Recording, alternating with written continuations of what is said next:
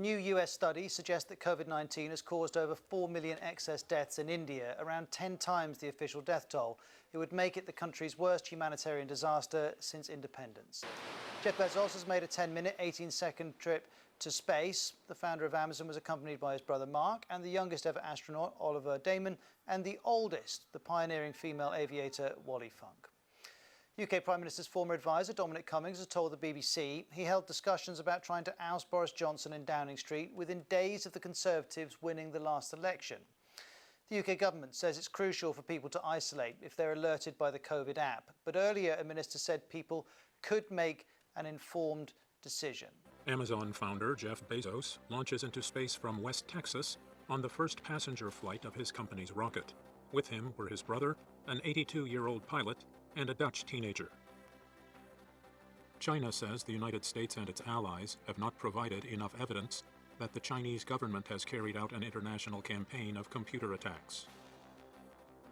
In Iraq, an attack on a crowded market kills at least 35 people in Baghdad. And Mali's temporary president survives a knife attack unharmed in Bamako. We start here in Japan, where Olympians are gearing up for the long-awaited Tokyo Games. Some events will kick off even before the opening ceremony on Friday, but news of coronavirus infections among athletes is threatening to overshadow it. The very first event is scheduled for Wednesday morning. Japan's softball team will play against Australia. Pitcher Ueno Yukiko said her team is fully prepared. She said they want to live up to everybody's expectations. Japan's women's soccer team will also play their first match on Wednesday against Canada. Ace striker Iwabuchi Mana said Japan will give all they've got and hopefully make a good start. South Africa's men's soccer team will face Japan in a match on Thursday, but they are reeling after 3 positive COVID tests involving 2 players and a staff member.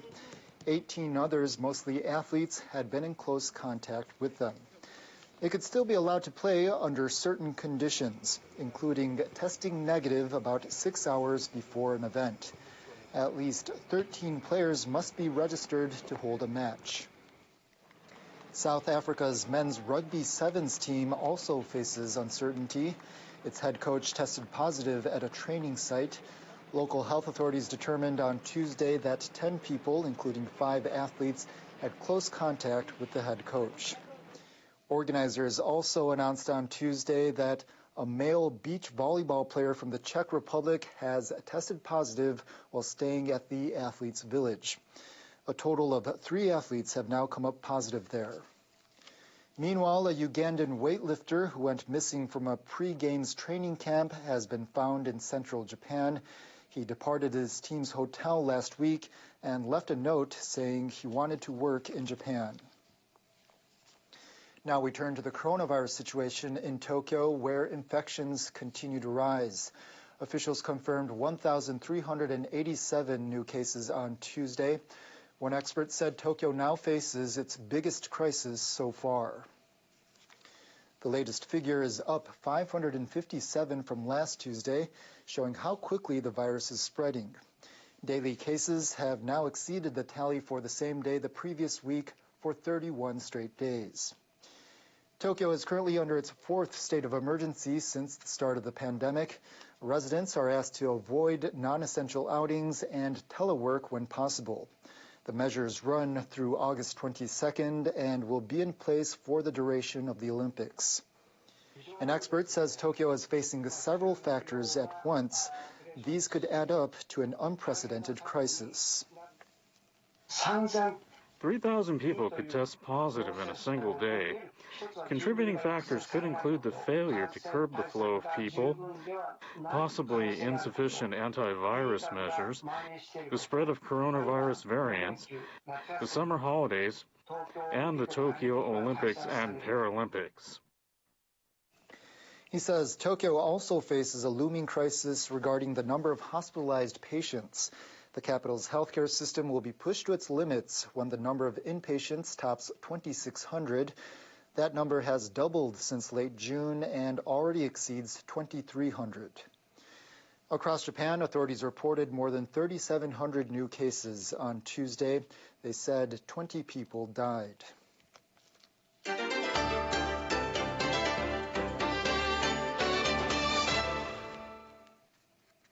The Japan Coast Guard says Chinese government ships have sailed just outside Japan's territorial waters around the Senkaku Islands for 157 consecutive days. That's the longest span since Japan's government acquired some of the islands in the East China Sea from a private Japanese owner 9 years ago. The Coast Guard says 4 official Chinese vessels left the contiguous zone just outside Japan's territorial waters shortly after 10 p.m. on Monday. Chinese government ships were seen in the contiguous zone off the Senkakus every day of the 157-day period since February 13th. Chinese vessels repeatedly entered Japan's territorial waters and tried to approach Japanese fishing boats. Japan controls the islands. China and Taiwan claim them. The Japanese government maintains the islands are an inherent part of Japan's territory in terms of history and international law. It says there's no issue of sovereignty to be resolved over them. Families of Japanese people who were abducted by North Korea have met with the U.S. Deputy Secretary of State.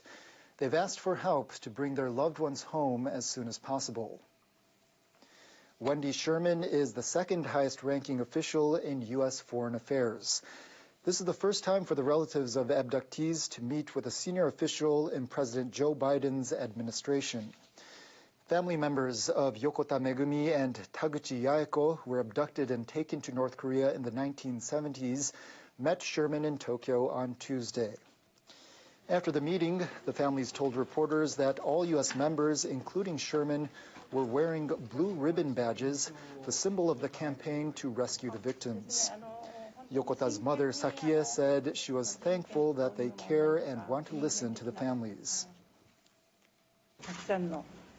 I asked her to help us, telling how many people are waiting in pain and families are longing to see them as soon as possible. An abductee's son referred to Yokota's father, who died last year at the age of 87 without being able to see his daughter again.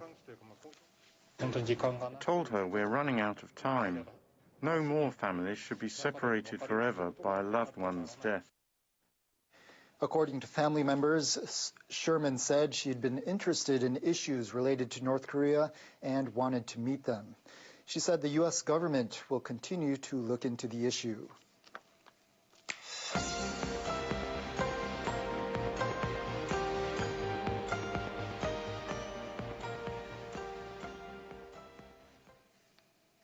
Now to Australia.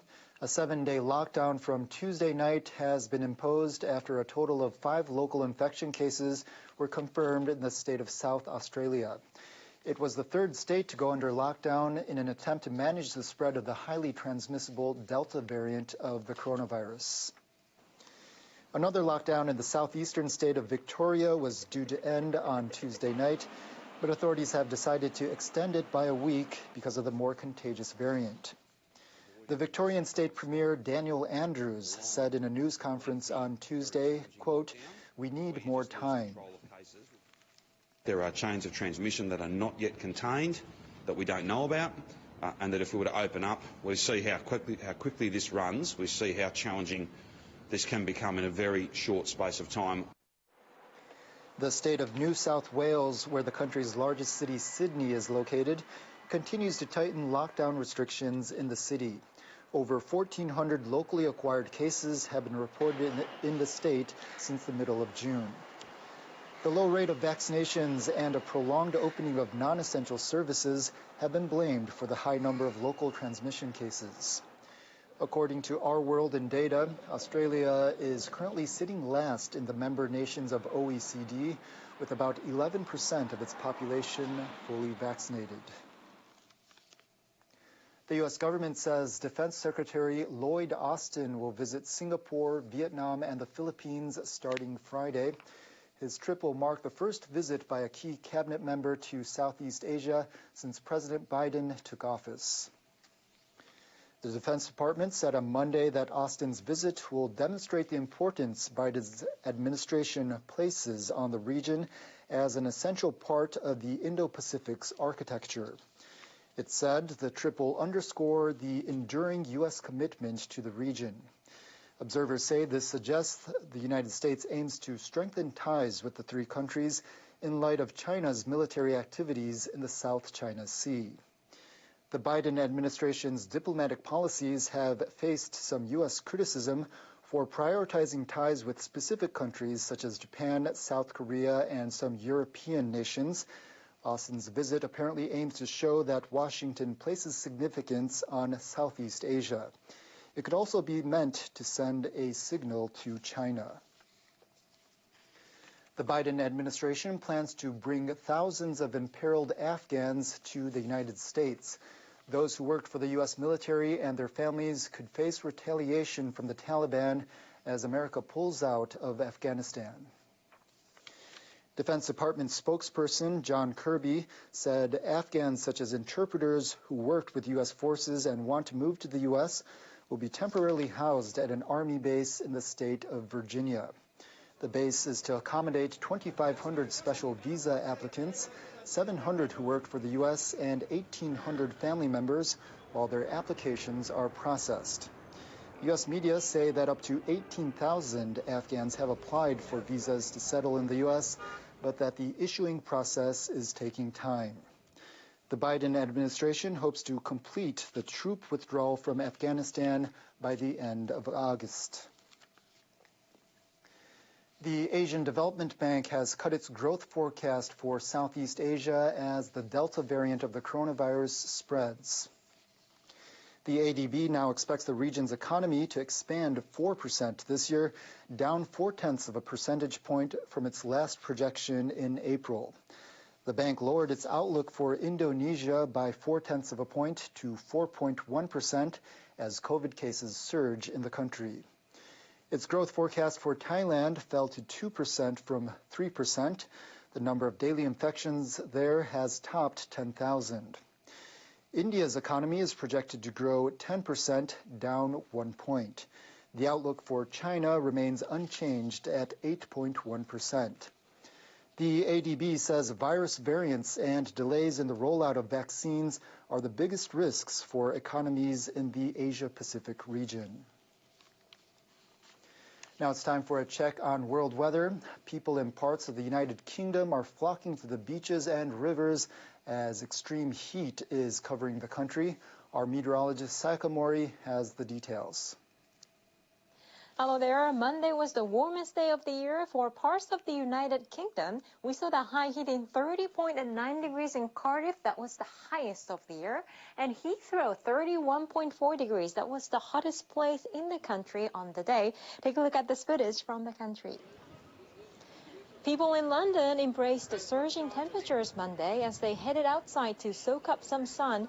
Parts of the United Kingdom are dealing with the heat wave, with some areas experiencing the hottest day so far this year. Some Londoners were seen at a park near Tower Bridge, while others were at a beach along the River Thames. The Met Office issued its first ever extreme heat warning for the southern UK. It's a new type of a warning introduced in early June. Many houses don't have air conditioning units in the United Kingdom, but unfortunately, hot weather will remain in place for the next couple of days. London could see a high of 30 degrees on Wednesday. That's 7 degrees higher than average. Cardiff will be about 30 degrees for the next couple of days. Meanwhile, 80% of Japan saw highs of above 30 degrees on Tuesday. We saw 37.9 degrees recorded in parts of central Japan. Temperatures remain on the hot side. Tokyo will remain in the mid-30s into your Friday. Osaka will remain in the mid-30s as well, almost every day into the work week and into the weekend. To avoid heat stroke, drink plenty of water and wear light-colored clothing and stay away from the direct sunshine. We have two rotations over the western Pacific. Sempaka will continue to bring heavy rainfall to southern areas of China. Nearly 500 millimeters of rain is possible for the next couple of days. Infa is starting to affect the Okinawa region, and it's a very slow-moving system. It will continue to pound the Okinawa region into Thursday, and then it will eventually affect Taiwan and eastern China into the weekend.